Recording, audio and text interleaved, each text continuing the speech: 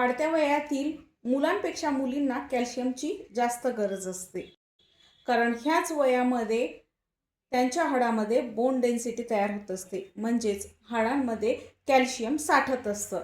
पुढच्या काळामध्ये म्हणजे 20च्या नंतर हेच हाडातील कॅल्शियम वापरलं जातं, पुन्हा त्यात तयार होत नाही. त्याच्यामुळे ह्याच काळामध्ये हाडं स्ट्रॉंग बनतात किंवा वीक बनतात आणि त्यामुळे हा 18 ते 20 वर्षाचा काळच असतो मुलींचा, की इयर्स असतात की जिथं हाडं आपले स्ट्रॉंग बनत असतात. त्यामुळे ह्याच वयामध्ये त्यांच्या शरीरामध्ये, त्यांच्या खाण्यामध्ये कॅल्शियम जाणं खूप गरजेचं असतं. तर त्यांच्या शरीरामध्ये कॅल्शियम कमी झालं तर त्यानंतर त्यांना त्रास दिसायला लागतो, कंबर दुखते, हाडं दुखतात, पाठ दुखते, हाडं ठिसूळ होतात. त्यामुळे त्या प्रॉपरली काही कुठलंही काम करू शकत नाहीत किंवा खेळूसुद्धा शकत नाहीत, तर बसून अभ्याससुद्धा करू शकत नाहीत, कारण त्यांच्या शरीरामध्ये कॅल्शियम कमी झालेलं असतं. आजकाल मुलं मुली जंक फूड खूप खातात, chips, Kurkure, bakery products, cold drinks हे खूप जास्त घेतात आणि ह्याच्यामध्ये खूप जास्त मीठ असतं, सोडियम असतं आणि हे सोडियम आपल्या हाडातील कॅल्शियम काढून, त्यांच्या हाडातील कॅल्शियम काढून लघवी वाटे बाहेर काढून टाकतं.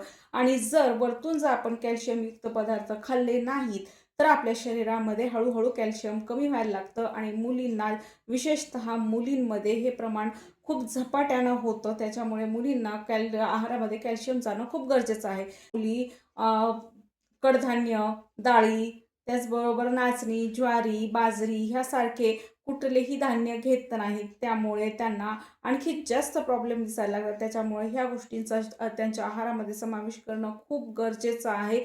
त्याच्यामुळेच मुलींच्या कॅल्शियमकडे लक्ष देणं खूप गरजेचं आहे आणि तेही 18 ते 20 वर्षापर्यंतच. आणि आज आपण बघत असू की आपण आई झालोय, मोठे झालोय, तिशी नंतर आपल्याला जे हाडांचे प्रॉब्लेम दिसत आहेत ना, तर ते आज तयार झालेले नाहीत. कदाचित ते आपल्या 18-20 वर्षांमध्येच तयार झालेले आहेत. त्याच्यामुळे आज आपणही आहारामध्ये बदल करणं खूप गरजेचं आहे. त्याचबरोबर आपल्या मुलीच्याही आहारामध्ये बदल करणं खूप गरजेचं आहे.